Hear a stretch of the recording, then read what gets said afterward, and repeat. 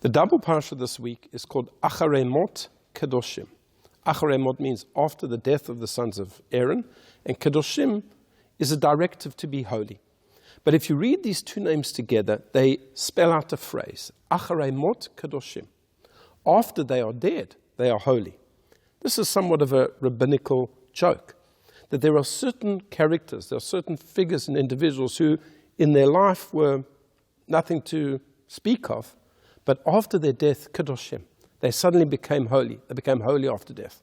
If we give perhaps a secular example, think of the great Dutch artist Vincent van Gogh. In his life, he barely sold a single painting. He lived a miserable life. He suffered. And yet after his death, his paintings are now priceless. So after his death, he is holy. This also applied to certain great figures in Judaism. You take, for example, the Ramchal, of Moshe Chaim Luzzatto, who was a great Italian rabbi and Kabbalist, but very misunderstood and even persecuted sometimes for his Kabbalistic views. And yet after his death, he is acknowledged as one of the greatest Jewish authors of all time. For example, his book Mesilat Yesharim, Path of the Just, is an absolute classic. Many times as a rabbi, I've been asked to deliver a eulogy, and I knew the person.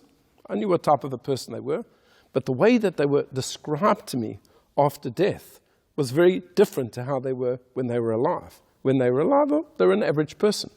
But the family sort of bulked it up and added and exaggerated, and suddenly, Acharei Mot, after their death, Kedoshim, they are suddenly holy. But perhaps we can learn from this an important musar, an important educational lesson. You know, so often in life, there are people that we overlook. We don't give them the attention they deserve. And then time passes, and they pass away. They go to another world. And we look back and we think to ourselves, wow, this person was special. They had so much to share. They had so much knowledge.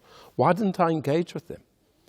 Many people have said to me, you know, I never really asked my grandfather, my grandmother, my Zayda, my Boba, about what life was like in Europe.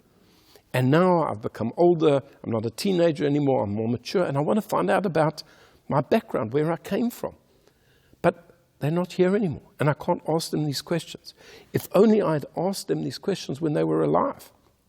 If only I had appreciated them for who they were when they were alive. We shouldn't get into a situation where people are only Kedoshim, only holy after they pass away.